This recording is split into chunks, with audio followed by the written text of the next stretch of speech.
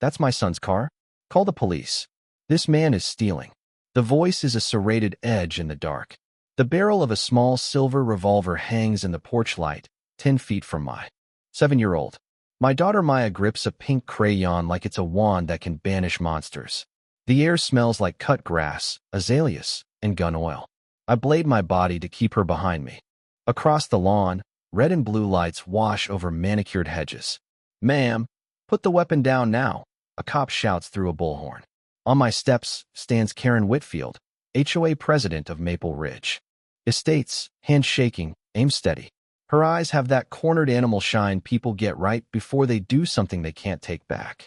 "Rules are rules," she spits. "He owes the association." "Karen, look at me," I say, palms up, voice low. "Nobody gets hurt. Put it down." Maya's crayon drops and skitters, loud as a gunshot. My wife, Tara Cole, is inside with 911, calm as a surgeon. I'm outside trying not to throw up while a neighbor, Nate Parker, peeks through blinds like this is cable TV. This is the moment where everything converges. But it didn't start here. Fast reverse button. It started with paper, an envelope under my windshield wiper.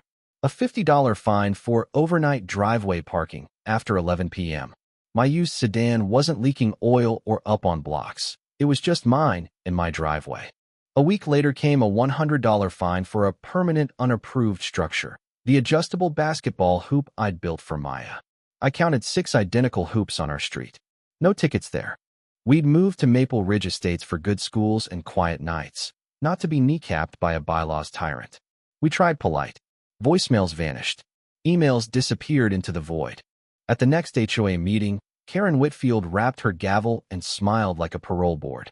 "The rules are the rules," she said. "Perhaps spend less time questioning them and more time following them." A few nods, many lowered eyes. That night, Tara Cole, paralegal, research assassin, opened a war room in our spare bedroom. "These bylaws are fog," she said, scrolling PDFs, aesthetic, harmonious, totally subjective. And look at this. Fines had tripled since Karen took over. Liens had spiked. The pool was green. The clubhouse roof leaked. The landscaping looked hungover. "Where's the money going?" Tara asked. We followed the ledger. We found it. Community Consulting Services, nearly a third of the budget, flowing monthly to Mr. Community Solutions, LLC. A bland name. A P.O. box in the next town. Tara dug deeper through state registries and property records. Registered agent? Colin Mercer. No online footprint, but a shaky little ranch house across the county line. I drove by. A tired man with a beer belly stepped out of a beat-up pickup. License plate came back to Colin Mercer.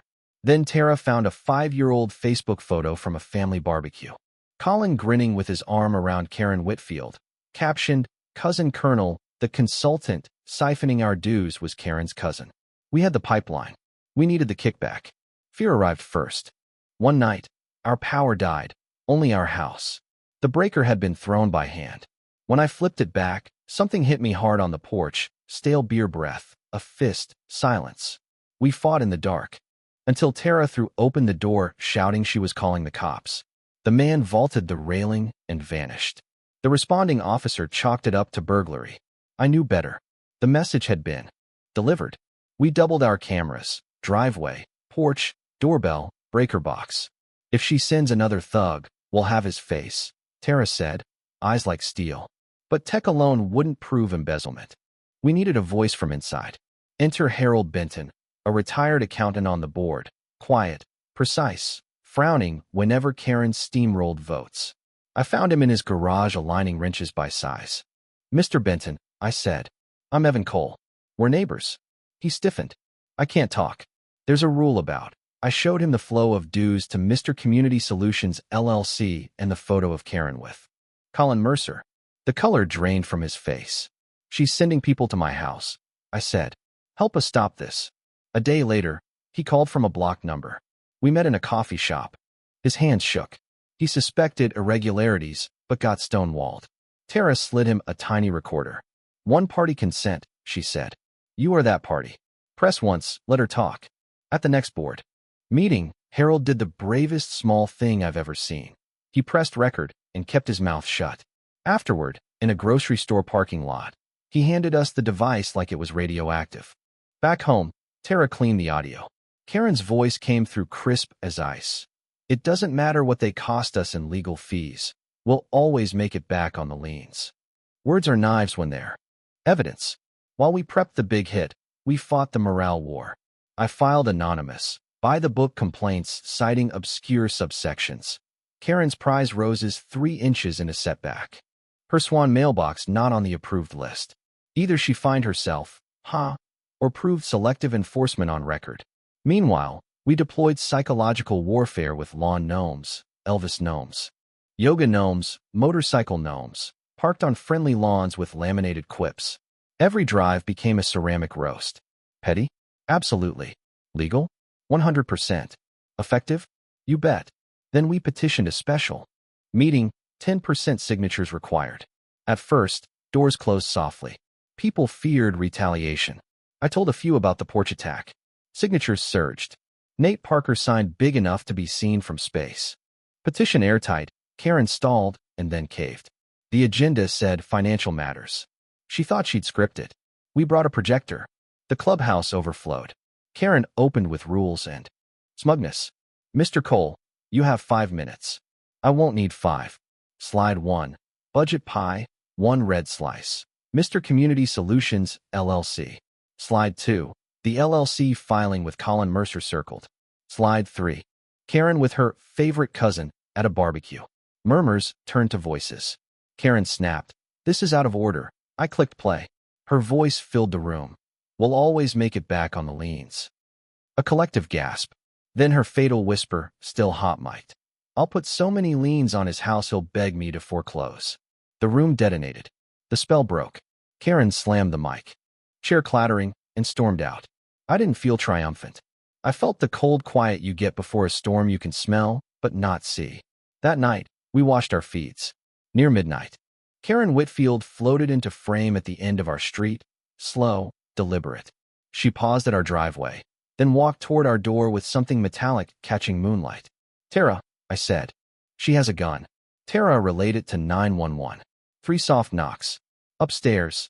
Daddy, someone's at the... I sprinted as Maya unlatched the door in unicorn pajamas. The silver revolver rose. I launched, shoving Maya behind me, presenting chest and ribs to the muzzle. Sirens howled. Officers took positions behind open car doors. Ma'am, drop the weapon.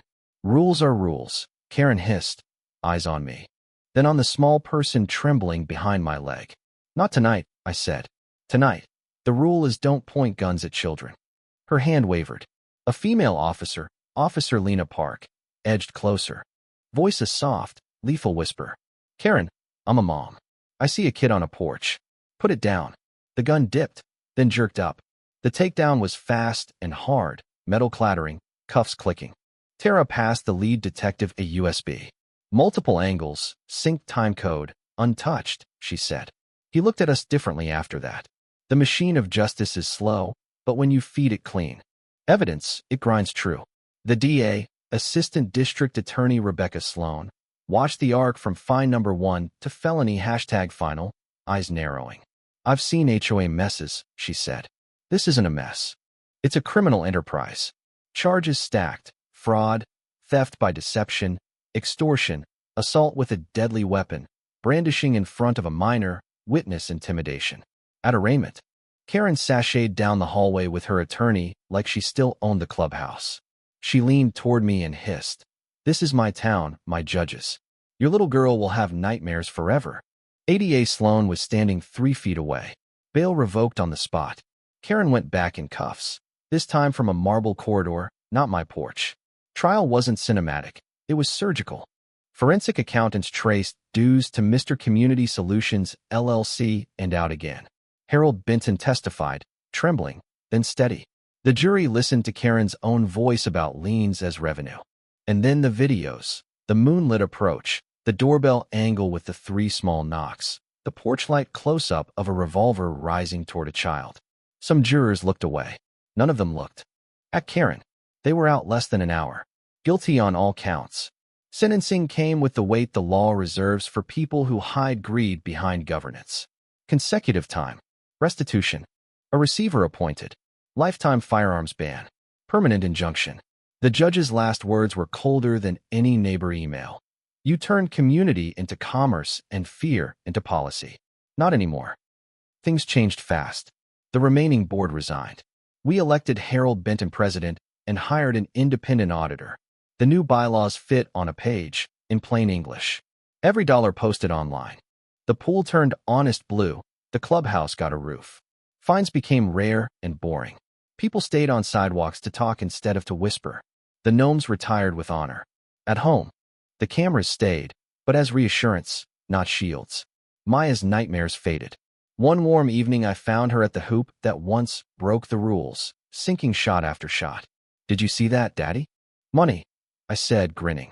On our fridge, she taped a drawing. Houses on our street linked by a rainbow, stick-figure neighbors waving. In the corner, a small silver crayon with an X through it. Sometimes justice isn't cinematic. It's documents, dates, and neighbors willing to sign their names. It's a quiet accountant who presses record, a prosecutor who doesn't flinch, a spouse who knows the statute better than the bully. And sometimes, if you do the work, the ending really is clear.